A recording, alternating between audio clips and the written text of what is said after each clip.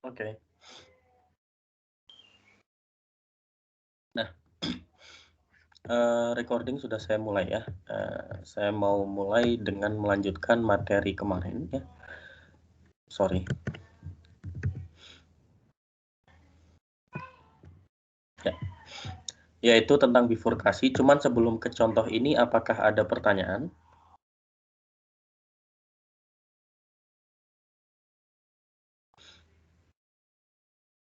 Tentang materi-materi sebelumnya? Kalau nggak ada, saya anggap sudah paham semua loh ya.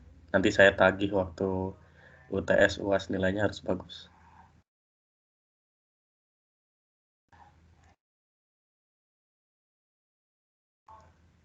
Oke, nggak ada, berarti sudah paham.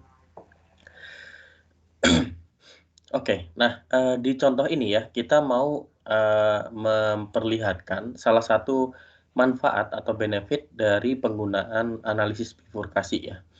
Contohnya, kalau kita punya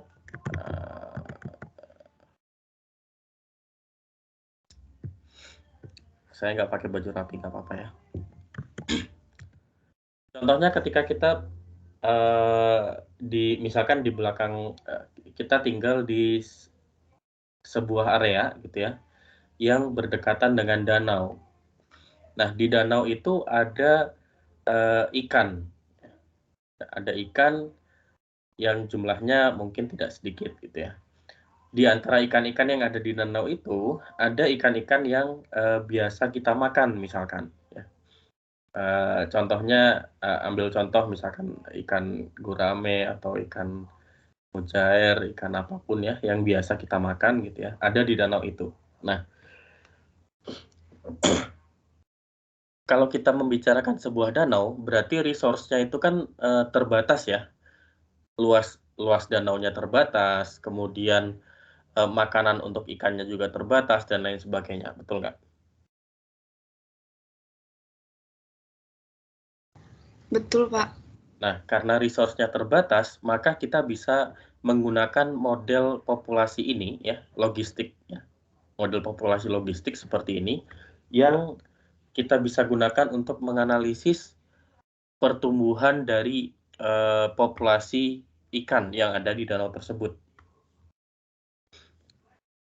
Nah, tapi kan ikan-ikan itu ada yang kita suka makan gitu ya.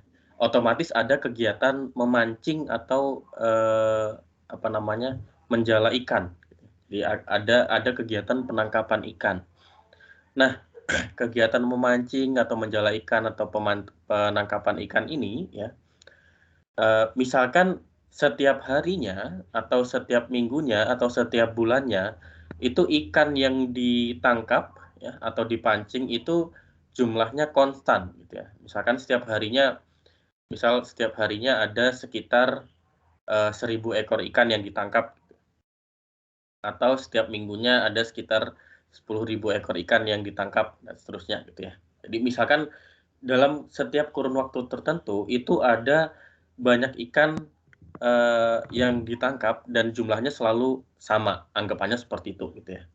Nah, kalau seperti itu berarti dari model ini ya, dari model logistik ini di tempat kursor saya berjalan ini ya, itu ada yang perlu ditambahkan, yaitu contohnya di sini adalah kita menambahkan konstanta C ya, di mana konstanta C ini melambangkan banyaknya ikan yang ditangkap atau dijala ya, dari danau tersebut setiap harinya, misalkan, atau setiap minggunya, gitu ya, atau setiap musimnya, misalkan konstan, gitu ya. Nah, otomatis karena kita mengambil ikan, maka konstanta ini kita kasih tanda negatif ya. Jadi misalkan kita ngambil 100 ikan, berarti populasi yang sebelumnya itu dikurangi 100 ya, lajunya. Seperti itu, dan seterusnya. Ya. Nah, kita misalkan C saja gitu ya. Jadi kita belum tahu nih penangkapan ikannya setiap harinya berapa, atau setiap bulannya berapa, atau setiap musimnya berapa gitu ya. Nah, di sini kita mau mempelajari apakah populasi ikan yang ada di danau itu bisa sustain atau tidak gitu. Kalau misalkan ikan yang kita tangkap itu setiap banyaknya ikan yang kita tangkap itu kita ubah-ubah gitu ya. Misalkan kita menangkap setiap harinya 100, itu efeknya gimana? Misalkan kita menangkap setiap harinya 1000, efeknya gimana? Dan seterusnya. Nah, efek ini kita bisa lihat dengan cara mengubah-ubah parameter C. Ya. Parameter C itu adalah parameter berapa banyak ikan yang ditangkap, misalkan. Nah, dari sini ya, jadi kita punya model logistik yang lebih baru ya, yaitu DPDT sama dengan KP kali 1 min P per N min C ya, di mana K adalah koefisien pertumbuhannya, N adalah resource yang ada, carrying capacity-nya gitu ya. Nah, di sini kita anggap K itu sesuai dengan karakteristik ikan. Jadi K itu kita tidak ubah-ubah ya. Misalkan kita hanya mempelajari karakteristik populasi ikan gurame gitu ya kalau ditangkap. K-nya sudah tertentu. N-nya itu adalah sudah tertentu juga karena N-nya ini ada hubungannya dengan luasnya danau contohnya. Nah, tapi yang mau kita lihat adalah bagaimana efeknya ketika parameter C kita ubah-ubah ya. Sehingga di sini kita punya one parameter family ya yang kita tuliskan dengan FC dalam kurung P. Nah, sampai di sini apakah ada pertanyaan? Sudah bisa dipahami?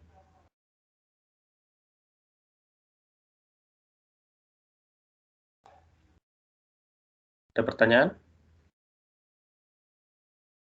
Mau nanya, Pak. Ya, silakan. Itu kan FC dalam kurung P itu kan hasilnya dirumus gitu. Cuman kan di sini kenapa bisa 0 atau emang sengaja di-nolin buat ke depannya itu sama dengan 0? Oh, enggak. Oh ya, ini pertanyaan menarik ya. Jadi observasi yang bagus ya. Jadi di sini maksudnya kita mau mencari titik equilibriumnya ya, titik equilibrium dari persamaan diferensial ini ya, dengan cara membuat FC dalam kurung P-nya itu sama dengan 0. Ya, jadi kan titik equilibrium itu kalau turunannya sama dengan 0 kan ya, kalau DP/DT-nya sama dengan 0, betul nggak? Betul. Ya, DP/DT ini kan FC dalam kurung P ya. Makanya mau kita buat gimana nilai P berapa sehingga FCP ini sama dengan 0. Itu yang mau kita cari di sini. Gitu. Tadi kalau nggak salah itu suara dari Fadli ya.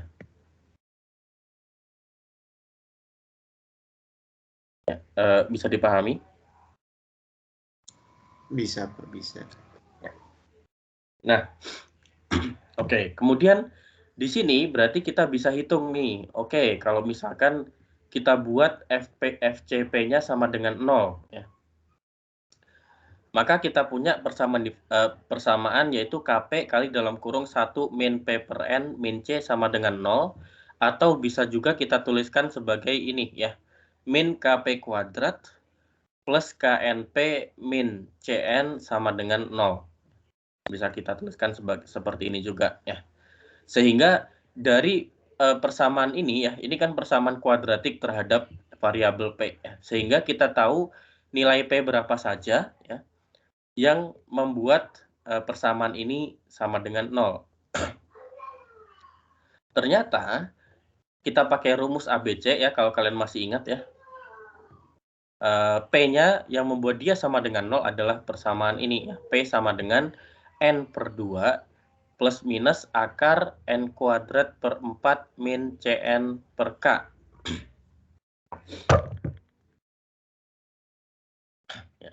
Nah, dari sini kita bisa lihat bahwa selama yang ada di dalam akar ini nilainya tidak negatif ya, atau selama yang ada di dalam akar ini nilainya positif,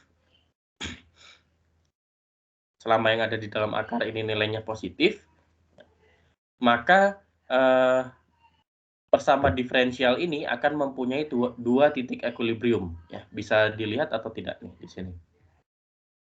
Kalau akarnya positif, apa yang di dalam akar positif itu berarti dia punya akar real atau enggak? Real, Pak. Ya, punya kan ya? Karena tandanya plus minus berarti kita setidaknya punya 2 titik equilibrium di situ ya. Nah, tapi kalau yang ada di dalam akarnya ini 0 ya, maka kita cuma punya 1 titik equilibrium. Betul nggak? Betul. Dan kalau apa yang ada di dalam akar ini menjadi negatif, berarti kita tidak punya titik equilibrium ya, kalau yang di dalam akar ini negatif. Karena akar negatif itu imajiner ya, berarti kita tidak punya titik equilibrium. Berarti kira-kira dari sini aja bisa ditebak nggak apa nilai bifurkasinya berapa?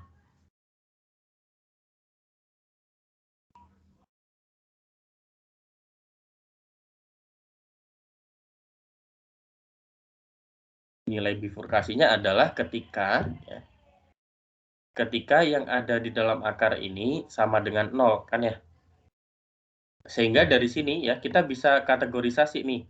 Oke, kalau misalkan yang ada di dalam akar ini negatif ya, maka C itu lebih dari KN per 4. Karena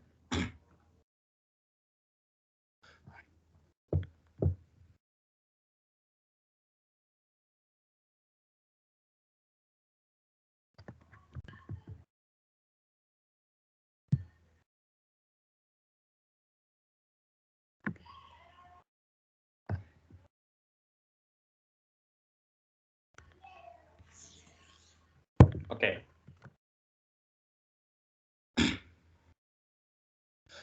Saya mau tambahkan ini.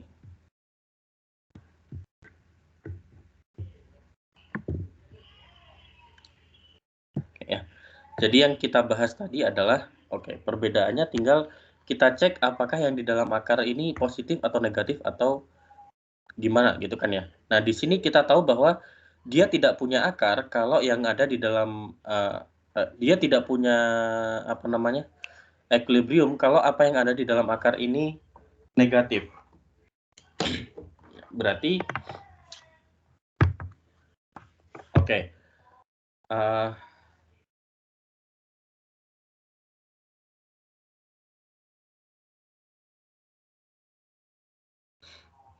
berarti yang kita punya adalah 2 equilibrium ketika n kuadrat per 4 min Cn per K lebih dari 0 atau kita bisa tuliskan C kurang dari Kn per 4. Jadi kalau C-nya kurang dari Kn per 4, maka kita punya yang ada di dalam akar ini positif, sehingga dia punya 2 akar ya. Sehingga dia persama diferensialnya punya 2 equilibrium ya. Kemudian 1 equilibrium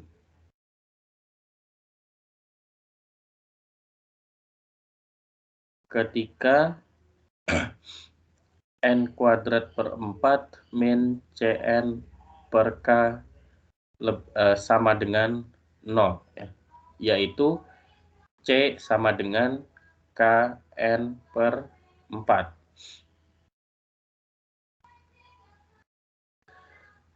Kemudian tidak ada equilibrium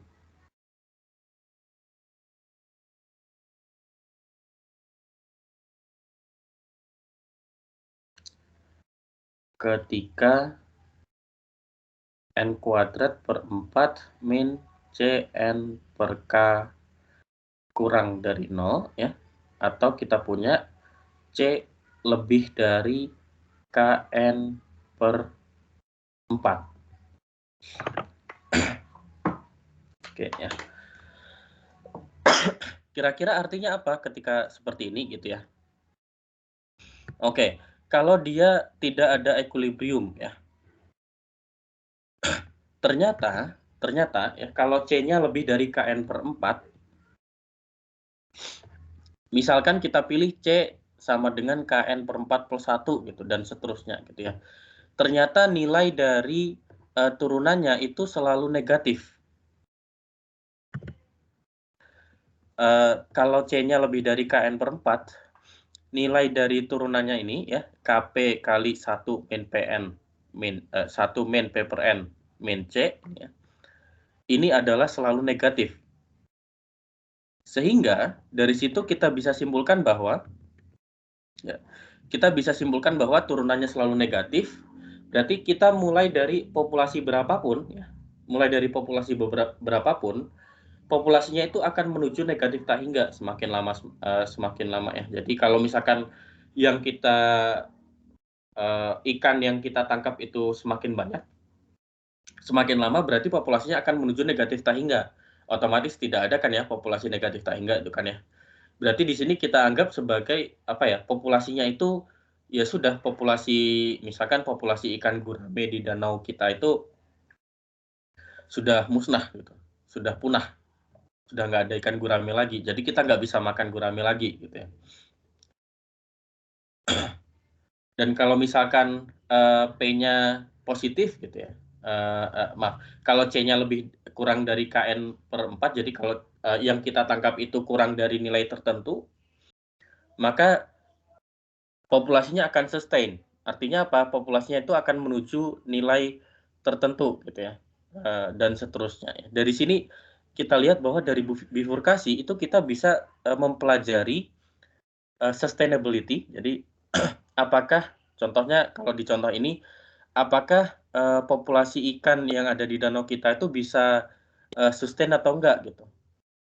Jadi sehingga dari sini, dari studi bifurkasi ini, misalkan kita bikin studi bifurkasi, kita bisa sarankan ke misalkan kepala desa atau ke Pak Camat gitu ya, atau ke wali kota atau ke gubernur gitu ya, atau bahkan ke presiden gitu ya, kita kasih tahu, Pak atau Bu, kita jangan sampai ikan yang ditangkap itu lebih dari nilai sekian, karena kalau ikan yang ditangkap setiap harinya lebih dari sekian, nanti lama-lama kita akan kehabisan stok ikan yang ada di danau tersebut gitu. Maka kita bikin regulasi saja gitu, dibatasi maksimal banyaknya ikan yang boleh ditangkap setiap harinya sekian misalkan. Nah, dari studi bifurkasi ini kita bisa mendapatkan kesimpulan seperti itu ya. Jadi jangan dibayangkan bersama diferensial ngapain kita belajar ini gitu, nggak ada gunanya gitu. Tapi sebenarnya ada. Dan ini studi ini beneran dipakai di mana-mana ya. Kalau kalian lihat di pemerintahan negara-negara seperti Belanda, Jepang, Jerman gitu ya, Prancis, negara-negara maju, Inggris gitu ya, dan seterusnya, US gitu ya. Mereka studi kayak pengambilan keputusan mereka mau menerapkan PPKM misalkan ya, atau lockdown atau apapun itu istilahnya gitu. Atau mereka mengambil PPKM level berapa itu dari pembuatan model seperti ini.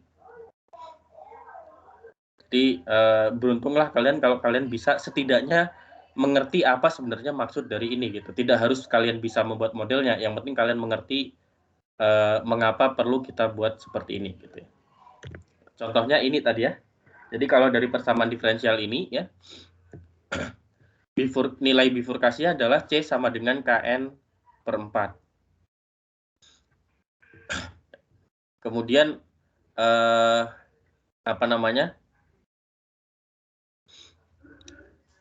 kita bisa lihat bahwa diagram bifurkasinya seperti ini gitu ya. Dan di sini bisa kelihatan bahwa oke, kalau C-nya lebih dari KN per 4 ya, yang ini panahnya selalu ke bawah ya. Otomatis dari sini kita bisa menyimpulkan bahwa ikannya akan punah lama-lama gitu ya. Tapi kalau kita bisa menjaga banyaknya ikan yang ditangkap itu kurang dari KN per 4, kita bisa selamat gitu. Seenggaknya stok makanan kita tidak pernah habis. Seperti itu ya. Apakah ada pertanyaan sampai di sini?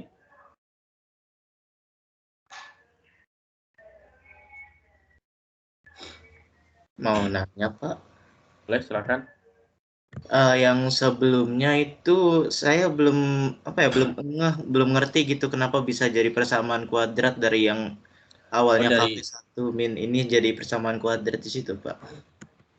Oh itu sebenarnya oke. Mungkin karena kalian sudah lama nggak bersentuhan dengan persamaan ya, jadi nggak apa-apa. Ini ya KP dalam kurung 1 min P per N min C ini ya. Ini bisa kita tuliskan sama dengan ya semuanya kita kalikan kita samakan penyebut ya. Kita samakan penyebut berarti kita punya KP dalam kurung N min P ya, per N min C. Sampai sini bisa dipahami? Bisa. Oke, kemudian kita samakan penyebut lagi, jadi kita punya KP N min P ya, min CN per N ini ya.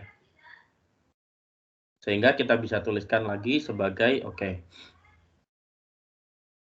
K N P min K P kuadrat min CN per N ya. Kemudian ini kita ubah urutannya ya sehingga kuadratnya ada di paling depan, kita punya min K P kuadrat plus K N P min C N per N ya. Nah, ini kalau kita buat sama dengan 0, maka cukup kita punya pembilangnya sama dengan 0, betul nggak? Betul. Ya, makanya kita punya ini persamaan kuadrat ini ya. Itu asal mulanya. Bisa dipahami? Oh, bisa. Pak. Kirain dikali masuk ke dalam tadi. Makanya gitu. Ya. Oke. Ya. Jadi ada pertanyaan lagi? Nggak apa-apa kalau kalian punya pertanyaan untuk menghindari presentasi, silahkan tanya dulu. Kalau nggak ada, kita masuk ke sesi presentasi.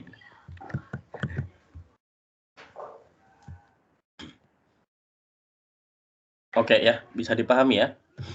Nah, di sini ada PR, ya, ada satu lagi PR, masih berkelompok ya, silahkan dikerjakan.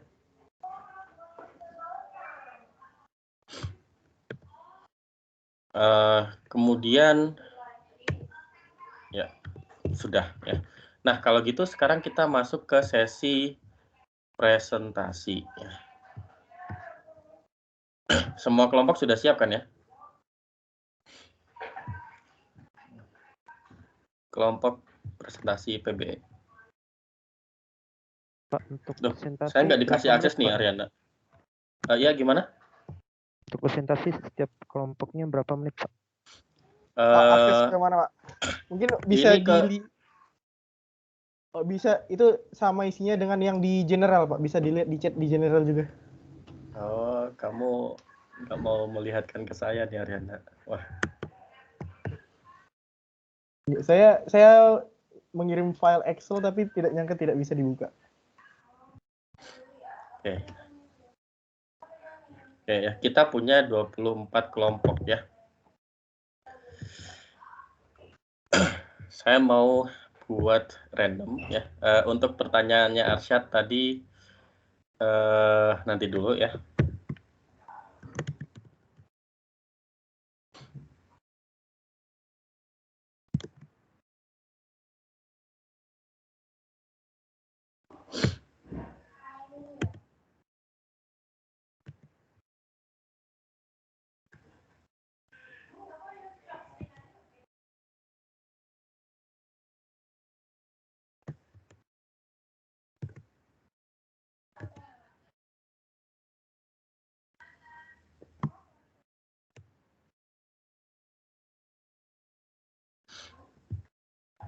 Oke ya, kita punya randomnya sekarang.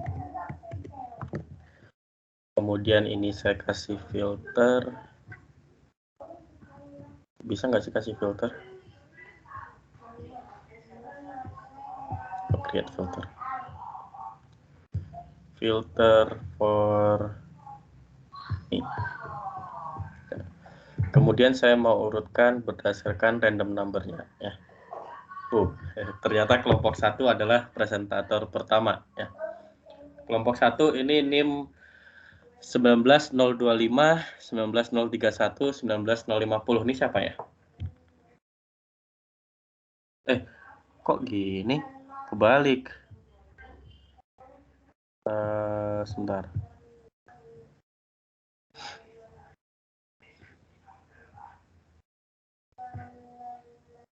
Kok sortingnya nggak benar?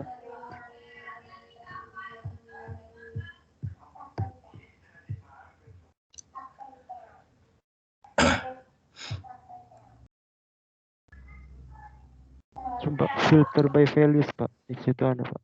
Hah? Oke. Filter by Filter by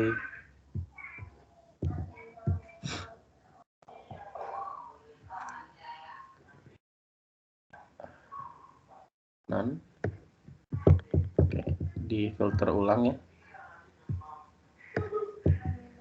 Mana filter by values-nya? Oh, ini. Hah? di garis 3 tadi, Pak. Garis 3. Yang di sebelahnya. Oh, yang iya, filter iya, by by values. Sudah kok. Oh, ini. Ya. Sudah.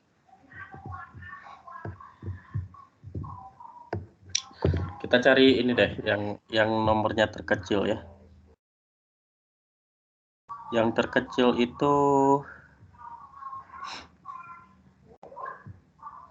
ini, kelompok 7.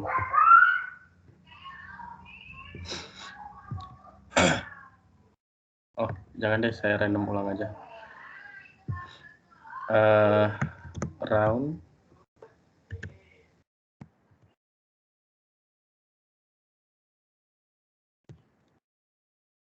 sampai 2 angka di belakang koma ya. Nggak bisa.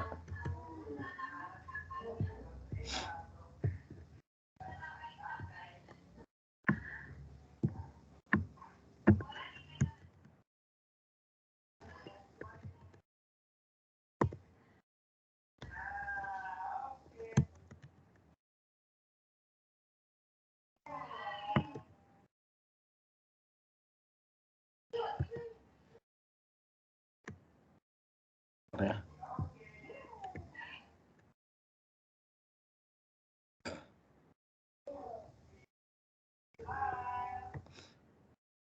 Ini aja, run between 1, 2, 4.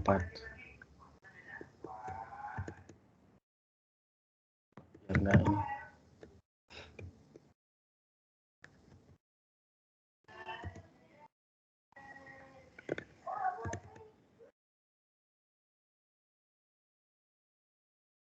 Nggak bisa.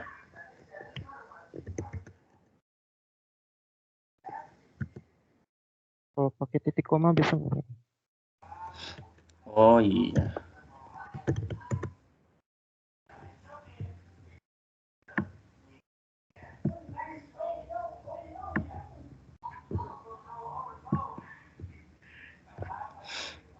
Nah, ini kemudian saya sort. Tuh, aneh kenapa sortingnya begitu ya?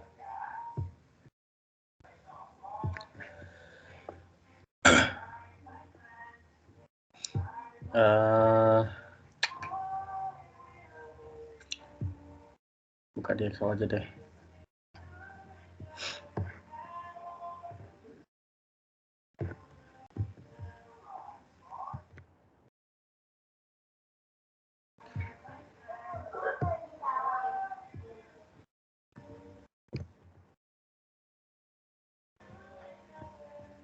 Filter.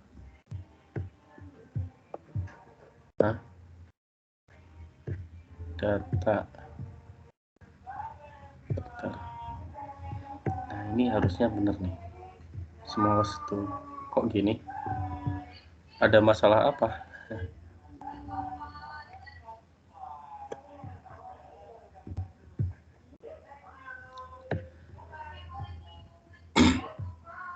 Oh, yang ini aman ya? Coba.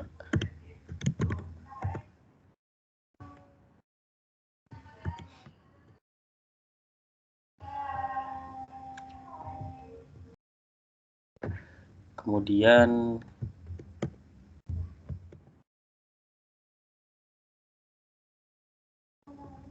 base values.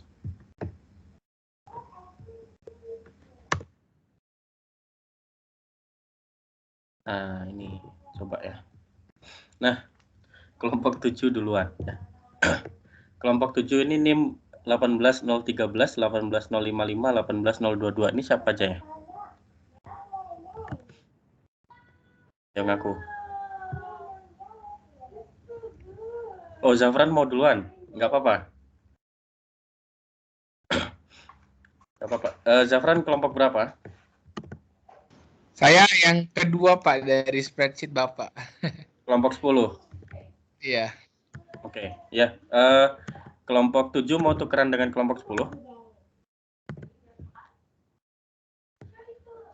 Saya harus ngecek ke Siup nih, kalau nggak ada yang kasih tahu.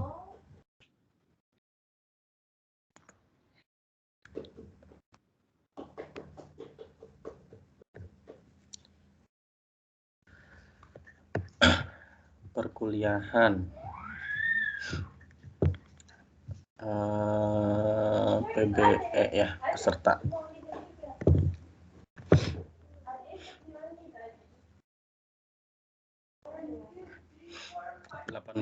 Kelompok 7 itu 18013. Ini berarti kepalanya Adam Advansa. 18055 Kavin. 18022 Alfian. Adam, Kavin atau Alfian mau ditukar dengan kelompoknya Zafran? Orangnya ada nggak nih?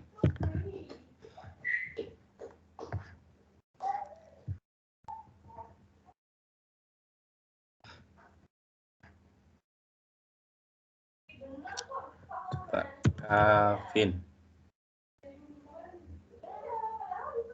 Kavin nggak ada. Adam Advansa juga nggak masuk. Kayaknya tadi ada orangnya. Siapa? Dua-dua itu Alfian.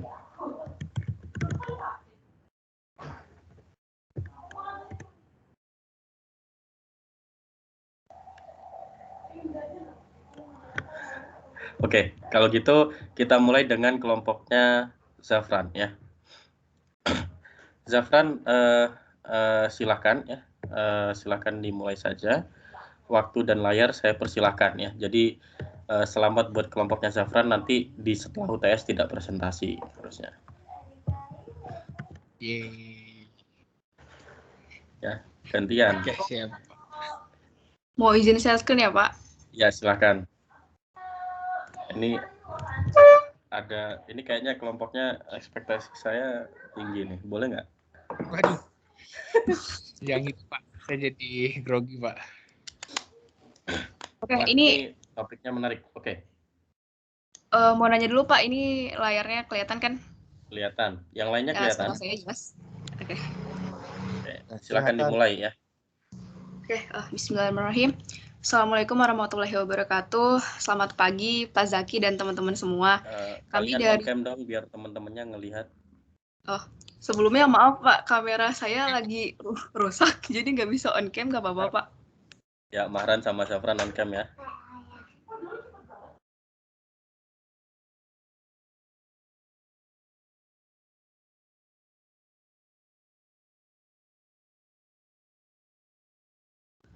Oke, ini bisa saya lanjutkan ya Pak? Silakan. Oke, jadi topik kita itu tentang model arus listrik rangkaian RL pada waktu tertentu. Kita beranggotakan 3 orang, ada Mahran Radivan Zafir, ada saya sendiri Dara Funa, dan Zafran Ramadan. Oke, di sini dimulai dari pendahuluan. Kami membuat model arus listrik ini dari sebuah rangkaian RL dengan jurnal referensi yang berjudul Application of First Order Differential Equation in Electrical Circuit, karyanya N. Kartikeyan dan R. Srinivasan, Asian Journal of Research in Social Science and Humanities. Oke, next. Nah, di sini ada beberapa Sebelum hukum yang dilanjutkan, saya penasaran, ini kok dapatnya di jurnal Social Science ya, Dara? Pak, kemarin itu kebetulan saya nyarinya dapat di ResearchGate. Oke. Oke, di sini ada beberapa hukum yang akan digunakan. Di sini pertama ada hukum law, hukum Ohm for an inductor. Jadi di sini hukum Ohm-nya ini buat induktor, ada V sama dengan L dI per dt. Terus ada hukum Ohm untuk resistornya. Di sini V sama dengan I dikali R. V itu tegangan, I itu arus listrik, R itu hambatan. Nah, selanjutnya itu ada Kirchhoff Voltage Law. Nah, ini KVL ini menyatakan bahwa penjumlahan aljabar dari semua tegangan yang ada di dalam suatu loop adalah 0. Rumusnya ini. Selanjutnya, ini rangkaian RL yang kita bikin modelnya. Seperti ini. Initial condition-nya itu I sama dengan 0, di T sama dengan 0. Lalu kita pertama mencari persamaan diferensialnya dulu. Nah, berdasarkan hukum Kirchhoff Voltage tadi, untuk setiap sirkuit tertutup itu kan nilai total dari tegangannya pasti sama dengan 0. Jadi di sini ada VE sama dengan VR dikurang sama VL sama dengan 0. Lalu VE-nya sama dengan VR plus VL. Nah, VR ini itu yang resistornya. Yang VL ini yang induktornya. Nah, terus kita substitusikan hukum Ohm untuk resistor dan induktor ini, sehingga menjadi persamaannya jadinya VE sama dengan I dikali R ditambah L dikali DI per dt. Lalu persamaan yang udah tadi... Dara, coba ya, jelaskan persamaan itu dari gambar. Ini, Pak. Ya, maksudnya dijelaskan dari gambar, apa itu E, apa itu R, apa itu L. Oh, iya. R ini tuh hambatan, I itu kuat arus, kalau E-nya itu dia itu tegangan. Nah, kalau nggak salah ini ada Hayes-nya gitu, Pak. Nah, ini L itu inductance in Henrys.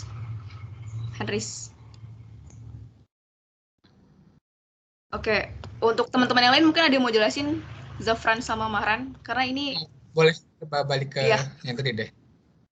Jadi saya di sini kan kami mengambil tema rangkaian RL. RL itu kan apa singkatan dari resistor dan induktor ya. Nah, jadi kenapa disebut RL? Karena di satu rangkaian ini tuh terdapat resistor dan induktor.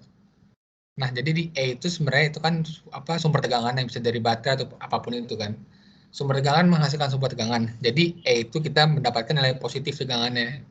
Nah, berdasarkan hukum Kirchhoff yang sebelumnya, Kirchhoff Voltage Law, dia menyebutkan bahwa setiap rangkaian looping sirkuit closed tertutup, jumlah tegangan dari satu sirkuit itu adalah 0. Nah, jadi saat pertama baterai itu memberikan sebuah tegangan, bisa ke grafik tadi dan gambarnya. Ini, oke. Nah, di saat E-nya itu memberikan sebuah tegangan, dan dia melakukan satu kali putaran, tegangan itu akan berkurang setiap ketemu induktor dan resistor. Nah, R ini dia itu resistor, sedangkan L ini itu adalah induktor. Jadi saat E menghasilkan sebuah tegangan, dia melewati R, maka tegangannya itu akan berkurang sebesar yang akan kita cari nanti.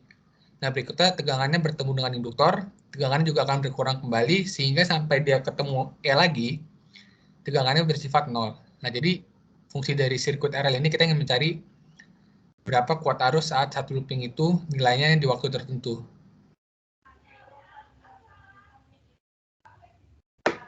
Kurang lebih begitu. Oke, dari Mahran mungkin ada mau tambahan lagi? Udah lengkap kok sama jawab. Oke, bagaimana Pak Zaki ini?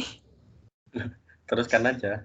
Saya cuman tadi kalau kamu hanya menjelaskan persamaan, nanti takutnya teman-temannya nggak paham gitu. Oh iya, jadi di sini kan tadi karena dia itu satu loop kayak gini, makanya dia sama dengan 0 gitu. Dan ini kita dapetin ini tuh dipindah ruas, nanti jadi seperti ini. Lalu kita substitusikan hukum Ohm untuk resistor sama induktornya ke dalam sini. Nah, habis itu yang ini itu kita bagi sama L.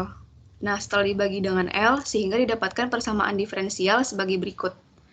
Nah, ini persamaan diferensialnya yang akan kita cari solusinya.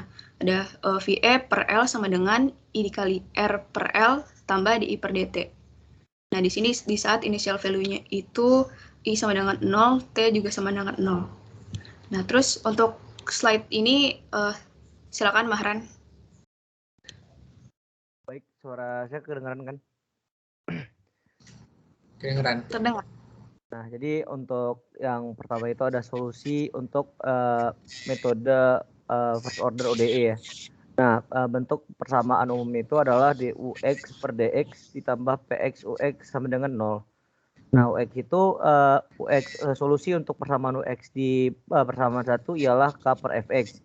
Nah, di mana K itu adalah konstan dan nilai Fx itu adalah E pangkat integral Px dx. Nah, fungsi Fx ini akan kita pakai juga di non-homogeneous equation di slide selanjutnya. Slide selanjutnya, Dara. Nah, kalau yang di sini itu adalah untuk persamaan solusi dari persamaan linear non-homogeneous. Nah, bentuk persamaan non-homogeneous itu ialah dux per dx ditambah px ux sama dengan gx. Kenapa ini disebut non-homogeneous? Karena di persamaannya di ruas sebelah kanannya ada gx ya.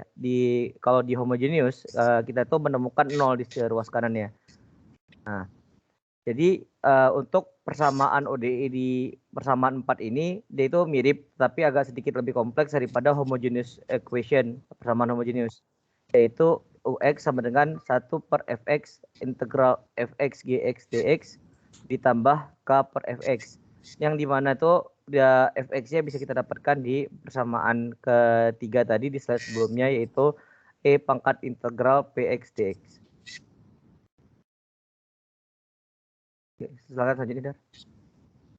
Sebelum masuk ke sini, bisa mundur nggak? Ada yang mau ditambahin dikit ke persamaan munculnya itu. Mundur lagi. Back lagi. Yang ini. Sekali lagi. Nah, mau nambahin dikit, takutnya kalau teman-teman ada yang bingung kenapa persamaannya bisa dapat VE dikurang VR dikurang VL. Tadi berdasarkan hukum Kirchhoff voltage law, satu tegangan sirkuit tertutup itu sama dengan 0. Kenapa di sini V-nya nilai positif? Karena V itu berdasarkan tegangan dari sebuah baterai, di mana baterai kan menghasilkan sebuah tegangan. Artinya karena dia menghasilkan sebuah tegangan, maka tegangan itu bersifat positif. Sedangkan saat ketemu induktor dan resistor, tegangannya akan berkurang seiring waktu, maka di situ kurang VR. Nah, kita bisa pindah ruas terdapat V sama dengan VR ditambah VL. Jadi setelah itu ntar R itu dari resistor dan L itu dari induktor, kita bisa substitusi dari hukum Ohm yang induktor dan juga yang resistor. Bisa dilanjut lagi, Dar? Oke, yang ini ya. Nah, berikutnya kita udah dapat nih persamaan barunya itu adalah DI per DT ditambah IR dibagi L sama dengan VE dibagi L. Di mana dari persamaan sebelumnya kita bisa dapat, ini kan sebuah persamaan non-homogen ya, karena ada sama dengan VE per L, bukan sama dengan 0. VE per L ini yang menyebabkan persamaan ini non-homogen. Bentuk persamaan umumnya itu kan DI per DT ditambah UX ditambah VX sama dengan GX. Nah, PT, kalau di skenario sekarang karena ini T. Nah, jadi PT-nya itu, nilainya itu adalah R per L. Sedangkan GT-nya itu didapat di ruas sebelah kanannya, yaitu VE per L. Nah, setelah kita dapat persamaan PT-nya dan persamaan GT-nya, kita bisa dapat rumus FT-nya dari persamaan non-homogen ketiga sebelumnya, yaitu rumusnya E pangkat integral dari PT dikalikan DT. Nah, PT kita substitusikan dengan R per L. Berarti menjadi E pangkat integral dari RL per DT. Nah, integral dari RL per DT adalah RT dibagi L. Berarti nanti kita dapat persamaan FT-nya itu adalah E pangkat RT dibagikan dengan L. Next. Nah, berikutnya, karena kita udah dapat FT-nya, kita bisa masukin ke persamaan non-homogen yang sebelumnya. Rumusnya itu kan 1 per UX dikalikan integral dari UX dikalikan GX dx ditambah C konstanta dibagikan dengan Fx. Nah, kita bisa substitusi persamaan FT-nya dan GT-nya dari persamaan sebelumnya kita udah dapat. FT-nya itu adalah E pangkat RT per L, sedangkan GT-nya itu adalah V per L. Nah, setelah kita substitusikan, kita dapat persamaan yang di baris kedua. Nah, berikutnya kita bisa mengintegralkan kita bisa mengintegralkan E pangkat RT dibagi L dikalikan VE per L dari DT. Nah, VE per L ini kan konstanta, kita bisa keluarkan dari integralnya. Berikutnya yang memiliki T itu cuma ada di E pangkat RT per L. Integral dari E pangkat RT per L adalah L per R dikalikan E pangkat RT per L. Kita dapat di baris ketiga bersama susunan integral. Berikutnya di situ kita bisa lihat di atas ada L, di bawah ada L. Dan di sebelah kanan juga ada E pangkat RT per L dibagi E pangkat RT per L. Nah, berarti kan itu bisa kita jadikan satu kan. L per L sama E pangkat RT per L dibagikan E pangkat RT per L kan nilai 1. Setelah kita coret, kita dapat persamaan akhirnya itu adalah VE per R ditambah konstanta dibagikan E pangkat RT per L. Nah, dari persamaan sebelumnya kita tahu initial value-nya itu adalah di saat Y-nya 0 dan waktunya 0. Jadi kita bisa substitusi balik Y-nya 0 dan T-nya 0 untuk mencarikan nilai C-nya. Konstanta itu berapa? Next. Nah, setelah kita substitusi masukin initial value-nya, kita dapat persamaan 0 sama dengan VE per R ditambah C dari E pangkat 0. E pangkat 0 itu kan 1. Berarti kita dapat persamaan yaitu C sama dengan min VE per R. Nah, setelah kita dapat nilai konstantanya bisa kita substitusi balik ke persamaan awal untuk mendapatkan persamaan akhirnya itu ya adalah I dari T sama dengan VE per R dikurang VE dibagi R dikalikan E pangkat RT per L. Nah, ini kan kita ada di kedua ruas ada VE per R kan. VE per R ini bisa kita keluarin, kita tulis ulang persamaannya menjadi IT sama dengan VE per R dikalikan 1 dikurang 1 per RT per L. Nah, persamaan terakhir ini adalah solusi dari persamaan diferensial non homogen sebelumnya. Kurang lebih begitu untuk mendapatkan persamaan dari permasalahan closed circuit RL. Kurang lebihnya mohon maaf. Sekian dari kelompok saya. Assalamualaikum warahmatullahi wabarakatuh. Waalaikumsalam warahmatullahi wabarakatuh. Ya. Sebelum saya lanjutkan ya, saya minta semuanya selain kelompok ini ya, buka mic kemudian kita beri aplaus bareng-bareng ke kelompok 10 nih. Ya.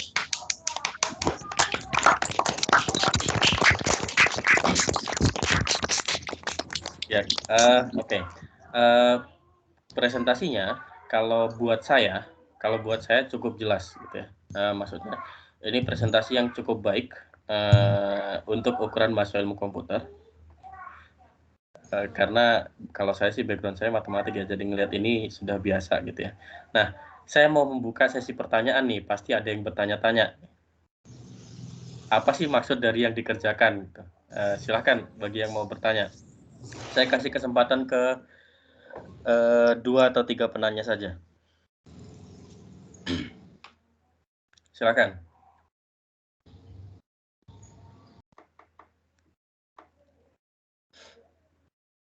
Masa sebanyak ini nggak ada yang mau tanya?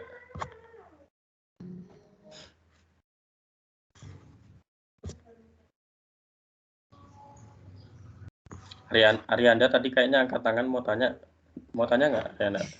Oh, Arsyad dulu, silakan Arsyad. Oke. Sebelumnya terima kasih atas kesempatannya Pak untuk pertanyaannya. Jadi saya pengen nanya nih untuk kelompok ini.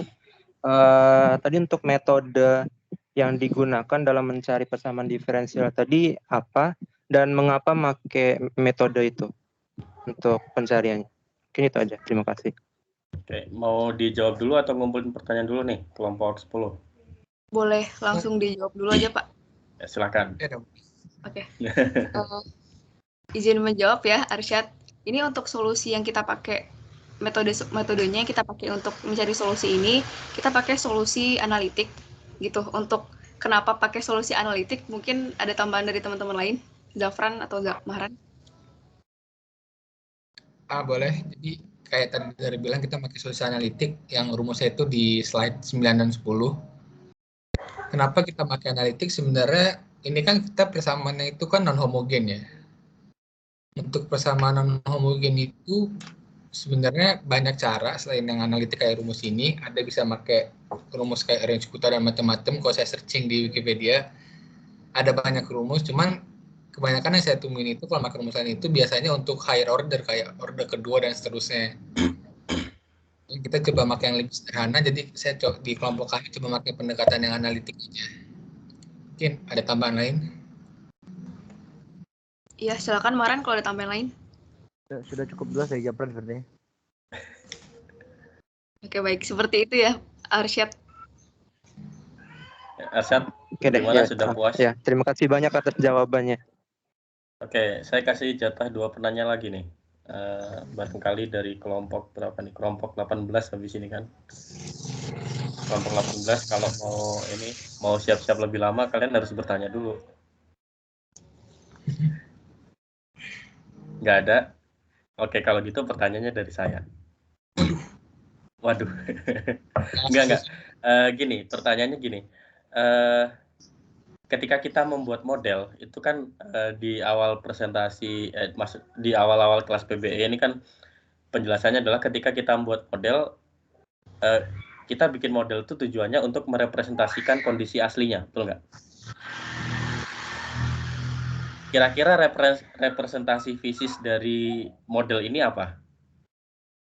Si looping yang ada E, R, sama L itu representasi fisiknya itu apa?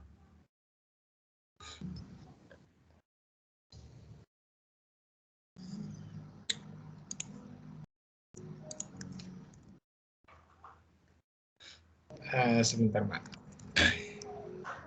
Ini kalau nggak salah apa yang kalian kerjakan, kalau saya nggak salah tangkap ya, apa yang kalian kerjakan ini kalian ambil semua hasil dari paper rujukan kan ya? Termasuk sampai mencari solusinya. Betul nggak? Coba. Nah, di situ biasanya di pendahuluan ada tuh. Kalau penulisnya bagus, pendahuluannya ada di sini. Kenapa bikin model ini?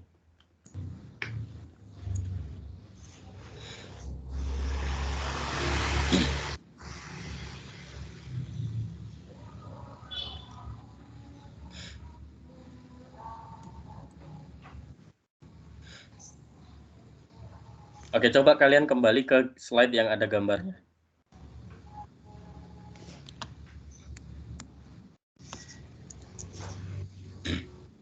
Oke, dari gambar ini ya, kira-kira kalian bisa nggak bikin barang nyatanya gitu dari gambar ini?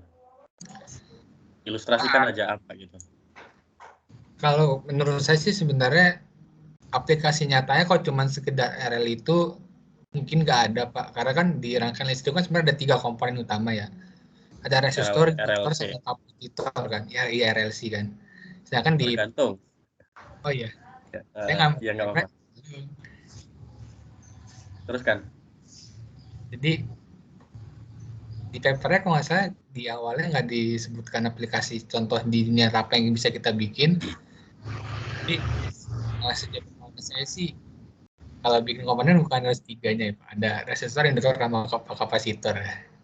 Oke. Mungkin dari Maharan atau Dara? Iya Pak, di ininya di introduction di jurnalnya juga nggak dijelasin ini apa. Dia cuma ngasih example doang gitu sih. Jadi gitu Pak. Oke. Kalau gitu sebenarnya yang saya tunggu tuh jawaban kayak gini. Misalkan kalian mau bikin komputer sendiri misalkan ya. Mau nyusun motherboard gitu. Kalian punya papan sirkuit. Kemudian kalian beli komponen resistor. Ini apa? Itu sumber tegangannya, Pak. Kayak baterai atau apa gitu. Kalian beli resistor, ya. Kalian beli induktor. Tahu kan ya barang-barangnya kira-kira kayak gimana? Kemudian di situ ada switch juga. Ada switch yaitu yang arah panah terus keputus itu. Itu adalah switch. Ya. Jadi kalau misalkan kalian nyalakan, matikan gitu ya, dan seterusnya. Nah, di situ ya berarti kalau kita punya papan sirkuit ya berarti kita cuma bikin atau kita punya kabel sama resistor, induktor, kemudian switch, ini colokannya gitu ya, colokannya, kemudian ada saklarnya yang tanda panah keputus, kita sambungkan ke resistor kita sambungkan ke misalkan resistor itu inputnya dari I ya, dari colokan. Kemudian outputnya kita arahkan ke inputnya induktor. outputnya induktor itu kita balikan ke colokan lagi gitu misalkan.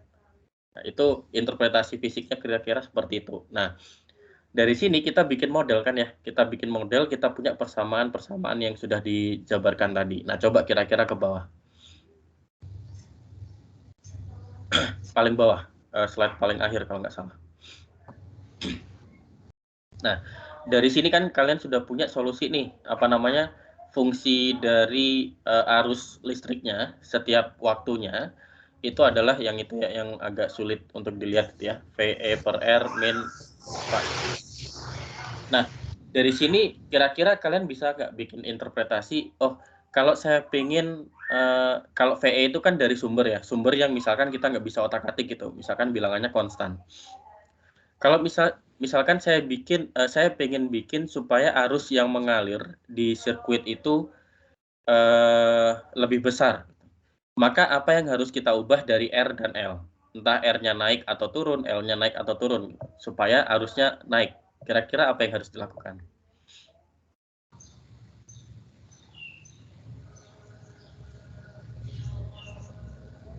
Untuk mendapatkan arus yang lebih besar ya, Pak? Ya.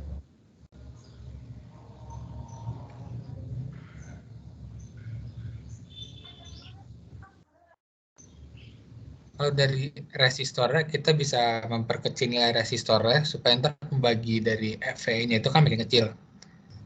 Semakin kecil pembagian, maka ntar nilai VE kan makin besar. Semakin besar nilai VE kan berarti otomatis arusnya juga makin besar. Oh, kalau untuk induktornya,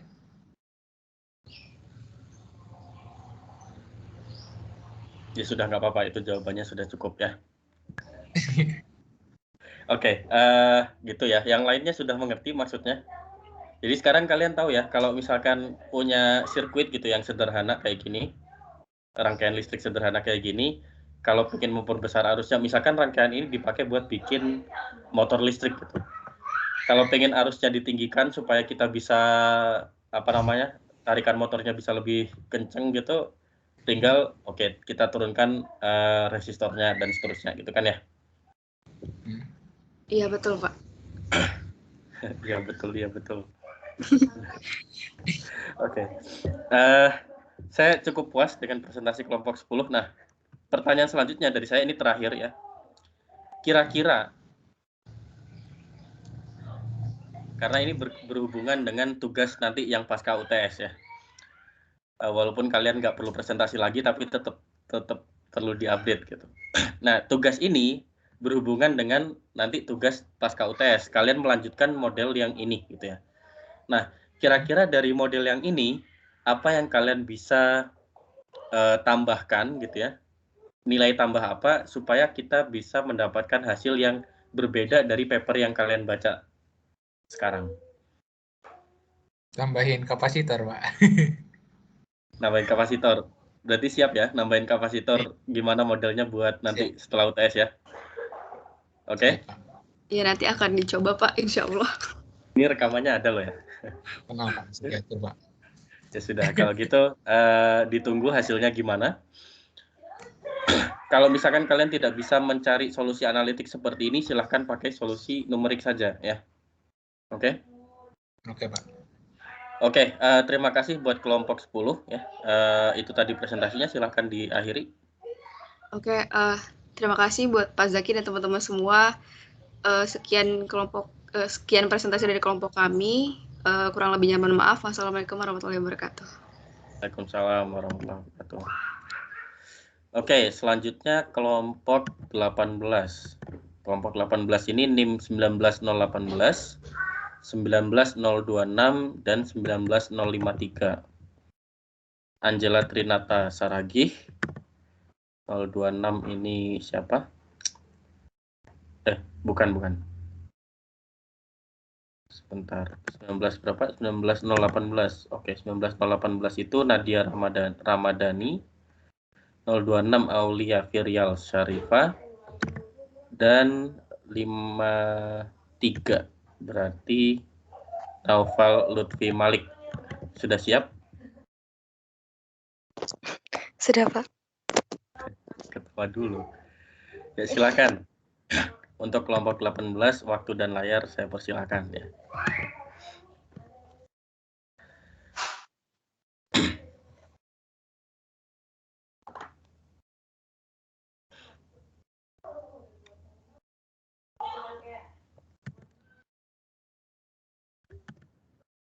Mana ini? Nadia. Oh, tunggu bentar, Pak. Oh, ini.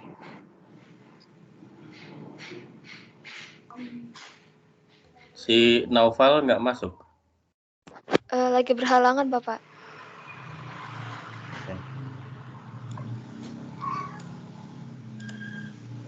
Nggak ngasih kabar ke saya. Oke, silakan kelompok. Sudah kelihatan ya? Kalau gitu Iya, pertanyaan sudah. saya, kelompok 18 ini tetap mau presentasi hari ini atau nanti saja kalau formasinya lengkap? Kalau berdua gini, nanti Naufal tidak dapat nilai gitu, Pak? Nggak dapat lah. Oh gitu. Ya udah kalau gitu. Mending bertiga biar. Iya, biar dapat semua nilai gitu, Pak. Nanti presentasi yang setelah UTS itu lebih susah ya?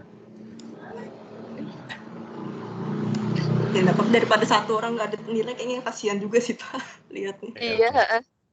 Kalau gitu sekarang kita terlalu sederhana, Pak.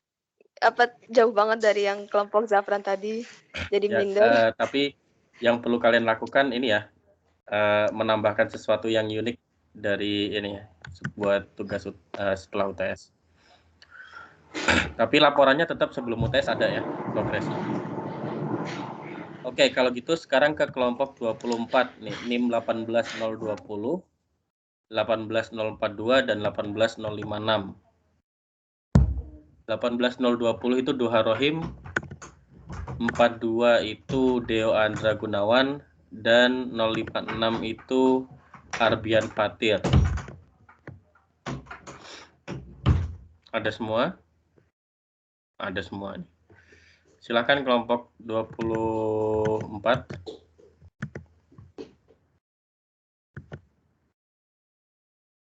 Siapa yang mau share slide? Duha atau Deo atau Arbian?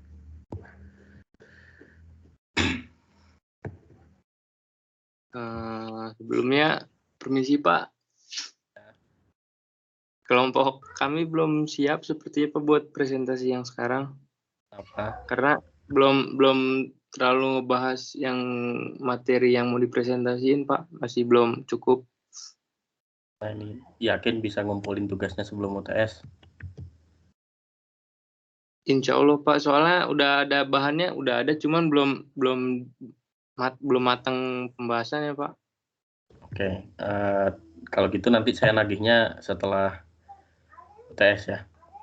Baik Pak. Untuk presentasi, tapi harus ada nilai tambah ya. Oke, ini korbannya berpindah nih jadi kelompok 4 sekarang. Kelompok 4 ini 18001 Marisa Fortuna Nasution, 18009 Ari Pramuja, dan 18016 Pridia Rahmayanti. Sudah siap juga? Sudah siap atau belum siap? Arisa, Ari. Oh, Pak Zak. Kita dua-duanya materinya sudah disiapkan sebenarnya, tapi ternyata tidak sedetail yang diharapkan. Ya nggak apa-apa, presentasi aja. Ada itu juga Pak, ada kendala satu lagi juga, Marisanya mati lampu di sana. Sudah kabarin Bapak belum? Jadi kayaknya nanti dulu saja Pak.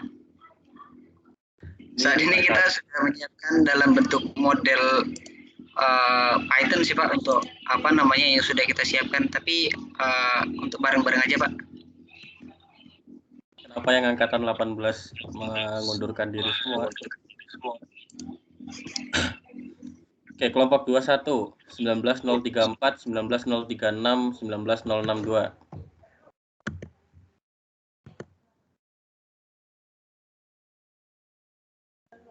Rifki Fajrian Tama, Muhammad Winduaji, dan 62 itu Brendan Cicero Pasaribu.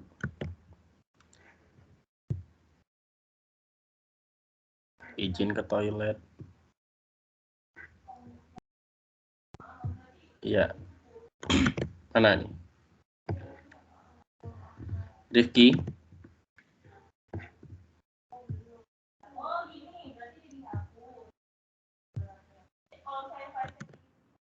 Pak.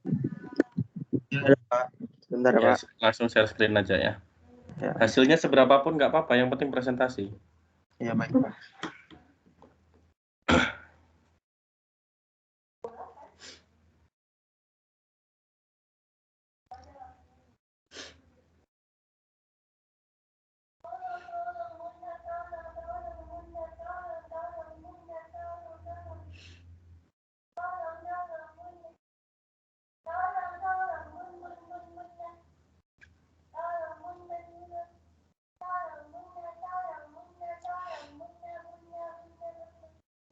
Ya. Wah, ini menarik juga nih harusnya. Ya, silakan.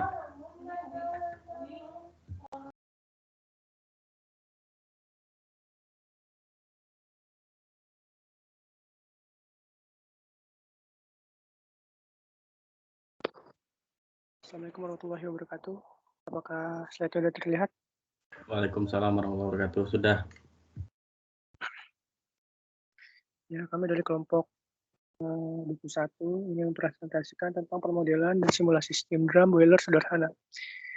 Kami ada 3 orang, yang bernama Rifki Fajran Tama, saya sendiri Maupin Duaji, dan Brandon Cicero. Dari definisi dulu, boiler atau pembangkit uap adalah suatu sistem atau peralatan yang mengubah energi seperti energi kimia dan dari bahan bakar, seperti batu bara, minyak, gas, atau energi nuklir menjadi energi panas dan menggunakan untuk memanaskan air menjadi uap air. Steam drum adalah suatu alat pada boiler yang berfungsi menampung air dari feed water system dalam pembuatan uap yang temperaturnya cukup tinggi dan memisahkan fluida antara fase gas dan fase cair. Next.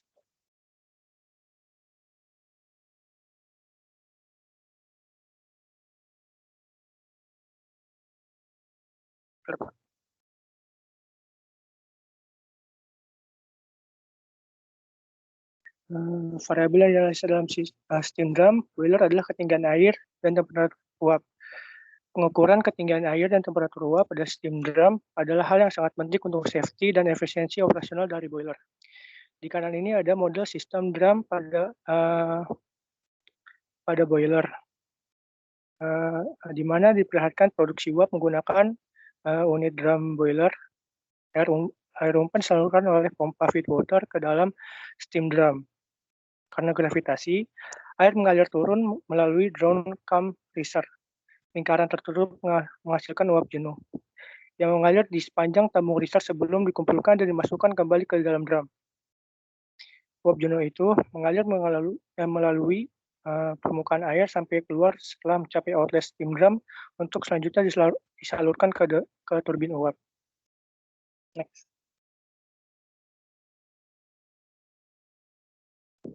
Selanjutnya akan dijelaskan oleh saudara Brenda Cicero.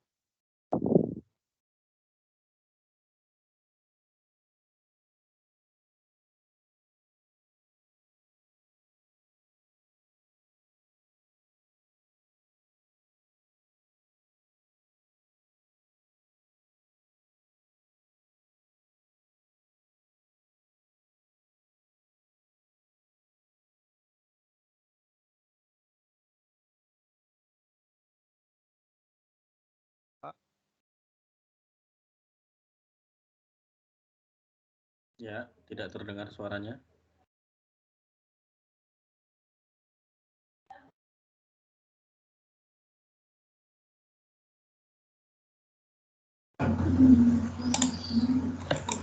Halo, Pak.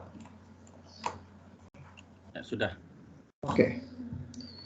Di sini saya akan menjelaskan model matematika yang diturunkan dari boiler ini yang diturunkan dari kesetimbangan massa dan energi. Pertama, kita mempunyai variabel A. A itu merupakan luas steam drum boiler yang satuannya adalah meter kuadrat. Kemudian ada DH. DH merupakan ketinggian air. Dan juga di bawahnya ada DT. DT merupakan waktu berapa lama boiler ini dipanaskan. Kemudian di sebelahnya ada rumus F in dikurang F out F-in merupakan flow air yang masuk, satuannya adalah kilogram per menit, dan F-out merupakan flow air yang keluar. Debit fluida yang keluar dari steam drum akan setara akar dengan ketinggian fluida dalam steam drum dan dikalikan dengan faktor bukan kran atau valve out. Sehingga kesetimbangan energi dapat dituliskan sebagai berikut. Dan berikut adalah rumus akhirnya. AH dikalikan DT yang T yang besar per DT sama dengan F-in dikali T-in dikurang T ditambah Q per rho dikali CP. Seperti yang dilihat, T-in di sini merupakan temperatur air yang masuk, dikurang T merupakan temperatur uap, yang merupakan temperatur uap yang sudah dihasilkan. Kemudian ada Q merupakan flow uap panas. Lalu rho adalah massa jenis air, dan juga CP adalah kapasitas panas air.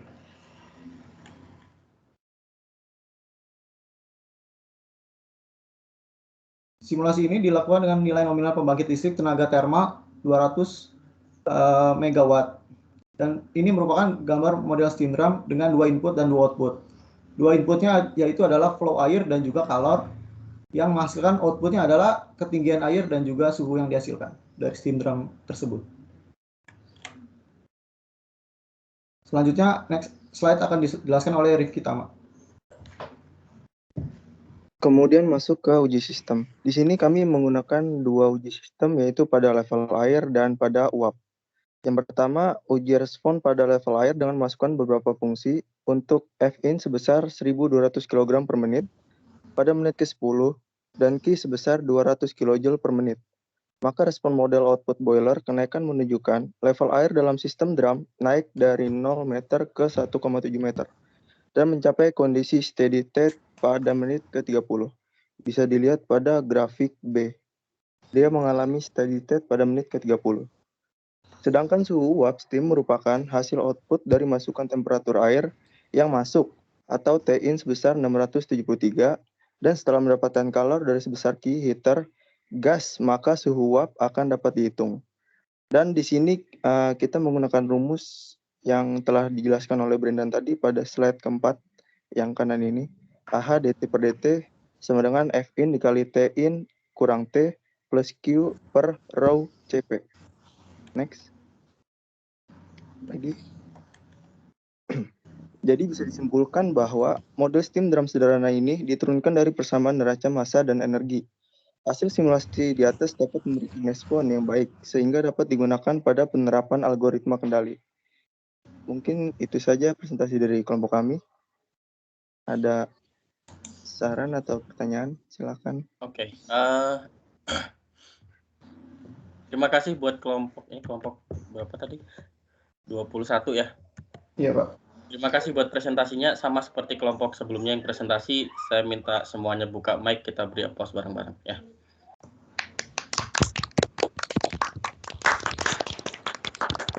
Oke, ada pertanyaan?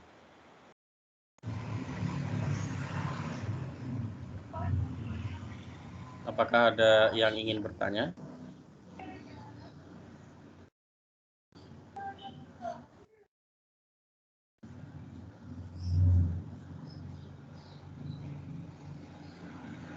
Ada yang mau bertanya? Enggak? Oke. Kalau gitu saya yang bertanya nih ke kelompok ini. Coba kalian ke slide 5. Ya, tahu nggak gambar ini gambar dari mana?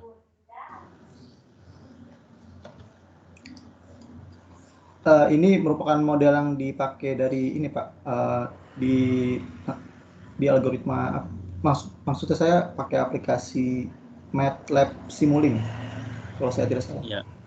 Nah, berarti di sini yang ada di slide nomor 6. Bukan. Nah, ini berarti hasil yang kalian pakai hasil dari paper rujukan kalian, betul nggak?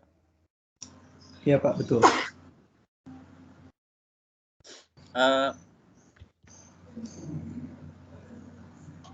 Maaf, saya lagi agak bosan. Semoga nggak menular ke kalian ya.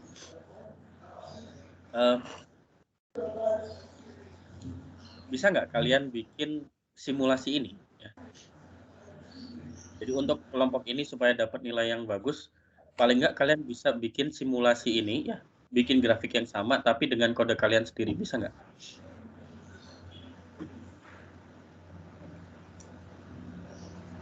Bisa diusahakan, Pak. Diusahakan ya? Iya, Pak. Saya tagih ya berarti nanti ya. Iya, Pak. Baik, Pak.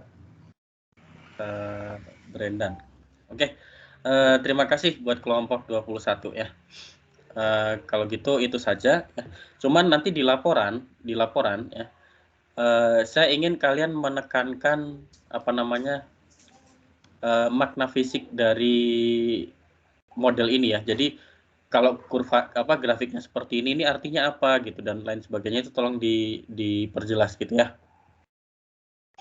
Baik, Pak. Oke, kalau gitu terima kasih buat kelompok 21 ya. Silahkan stop share screen. Nah ini ada ternyata kelompok 18 ada yang kelompok 18 yang tadinya minta diundur, sekarang request untuk dimajukan lagi ya. Jadi saya mau kasih kesempatan ke kelompok 18 lagi. Silahkan kelompok 18, ini presentasi terakhir untuk hari ini. Terima kasih, Pak. Nadia, tolong. Nah, sudah kelihatan belum layarnya? Sudah. Sudah. Oke. Assalamualaikum warahmatullahi wabarakatuh. Kami dari kelompok 18 beranggotakan saya, Aulia Fira Syarifah, dengan rekan saya Nadia Ramadhani, beserta Naufal Lutfi Malik. Selanjutnya,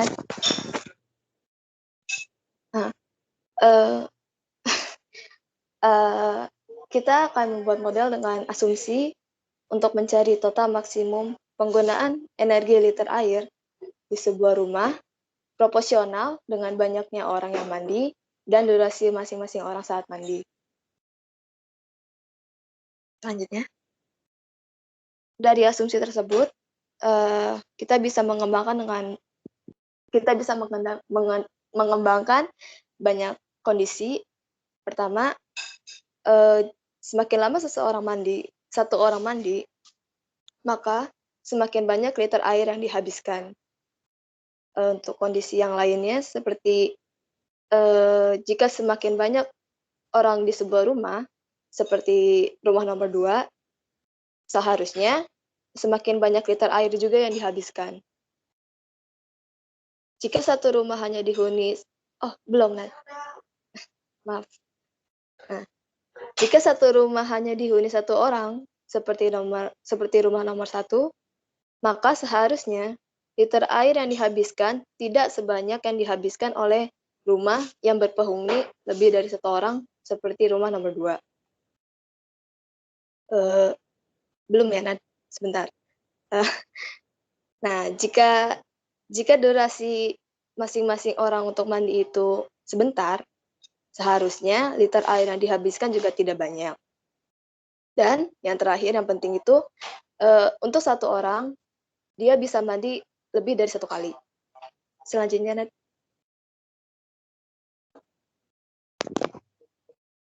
Nah, untuk membuat model matematikanya, kita butuh kuantitas seperti T dengan simbol T untuk periode waktu, simbol D untuk menghitung durasi seseorang mandi, dan ini sifatnya independen. Terus simbol X untuk menghitung berapa kali satu orang itu mandi, sifatnya independen. Lalu simbol O untuk menghitung total orang yang mandi untuk dalam satu rumah, sifatnya tentu independen. Lalu ada simbol A untuk konstan proporsional total maksimum. Lalu ada simbol LT, total liter air, dependen, dengan sifat dependen. Dan yang terakhir adalah total. Ini yang kita cari, yaitu total maksimum liter air dari waktu ke waktu. Sifatnya dependen.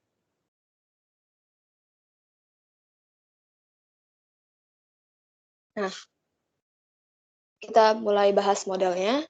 Pertama, tadi kan kita mencari total maksimum.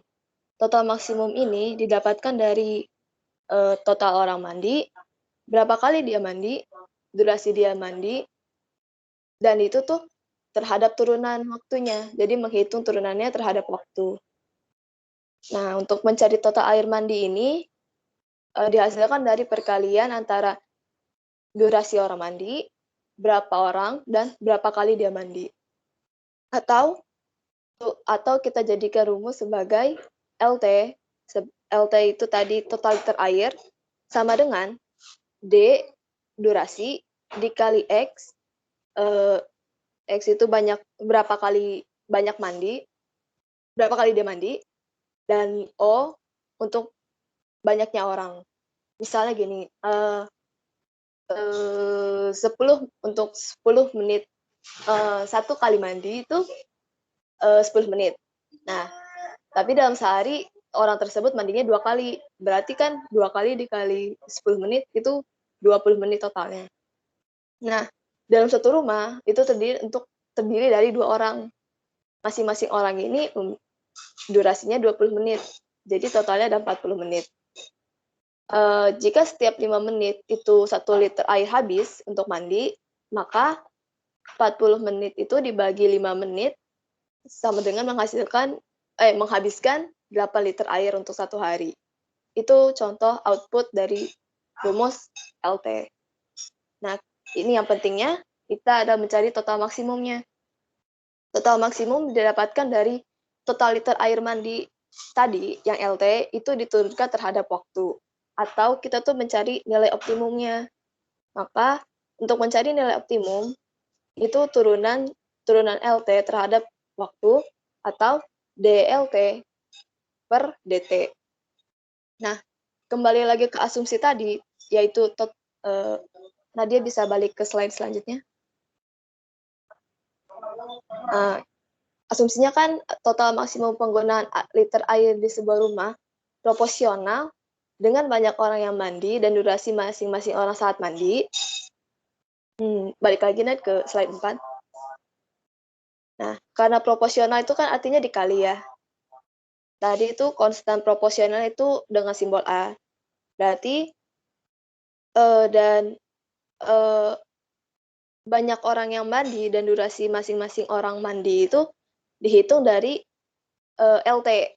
Makanya model finalnya adalah DLT per DT sama dengan A dikali LT. A sebagai konstan proporsional dikali total air mandinya. Terima kasih, Pak Zaki. Sekian presentasi kita. Yang presentasi cuma Aulia aja. Iya, Pak. Oke. Sama seperti kelompok sebelumnya ya.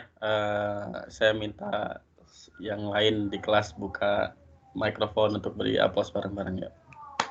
Terima kasih. Untuk kelompok ini, kalau yang saya lihat dari presentasinya, kalian tidak mencari jurnal apapun ya? Iya Pak, saya bikin Benar-benar sendiri. mencoba membangun sendiri. Bagus, usahanya sudah cukup bagus ya. Cuman mungkin ada beberapa yang perlu diperbaiki. Nah, cuman sebelum itu ada pertanyaan dari teman-teman lainnya. Apakah ada yang ingin bertanya?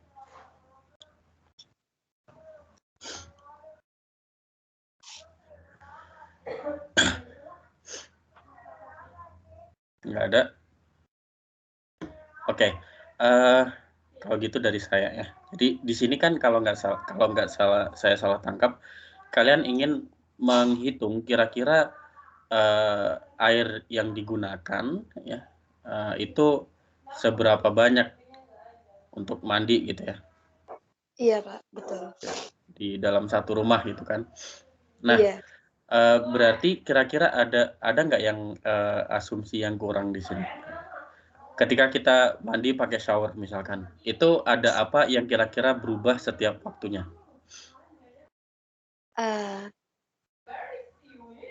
Nggak tahu Pak. Ada debit air. Ya. Jadi iya. air yang mengalir itu, yang keluar itu kan bisa bisa dilambangkan dengan turunan ya. Jadi misalkan di sini DLT per DT gitu kan ya. Itu kalian anggap sebagai debit airnya. Kemudian dari debit airnya nanti kalian bikin debit airnya itu total debit airnya itu proporsional dengan apa, itu kalian bikin dari situ ya. Nah, kalau mau lebih jelas gitu ya, kalian sebenarnya bisa lihat ini di buku kalkulus. Di buku kalkulus 1, di bukunya Thomas atau Purcell, cari di materi tentang turunan ya, atau aplikasi turunan. Di situ biasanya ada contoh-contoh misalkan mengisi bak mandi gitu ya, atau mengisi galon gitu ya, dengan air yang mengalir dari keran, airnya mengalir dengan debit berapa dan seterusnya. Nah, itu nanti kalian bisa hitung seberapa lama airnya terisi penuh dan lain sebagainya. Nah, nanti pertanyaannya kalian bisa balik, bukan seberapa lama airnya terisi penuh, tapi kalian tahu berapa durasi mandinya. Yang pengen kalian tahu berapa volume air yang dipakai, gitu kan ya maksudnya, Aulia? Iya. Nah, itu idenya sebenarnya kurang lebih mirip ya. Jadi kelompok Aulia boleh cari-cari lagi ya asumsinya di buku kalkulus sebenarnya cukup. Kalau punya ya, dicari lagi dan nanti dikembangkan modelnya ya. Kalau ini kan kayaknya arahnya itu masih belum ini ya. Dan kan sebenarnya tujuannya itu kan yang di slide nomor 5 ya kalau nggak salah. Iya. Ya, prosesnya. Nah, di sini sepertinya terasa arahnya masih belum jelas. Nah, nanti silahkan baca-baca buku kalkulus lagi. Saya yakin sih nanti ada pencerahan dari situ.